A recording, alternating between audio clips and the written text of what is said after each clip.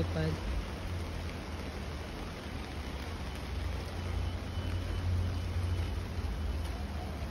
Ay, maulan pa din. Sa pang-ulan. Ito lumipad. Kahapon siguro ko.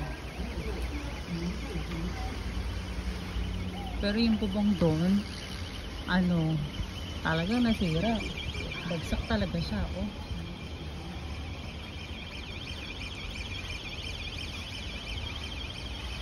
So, that's it for today's guys. Yun ang latest ko sa Typhoon 10 kahapon. Sobrang Typhoon 10 talaga. Sobrang lakas ng hangin. Grabe.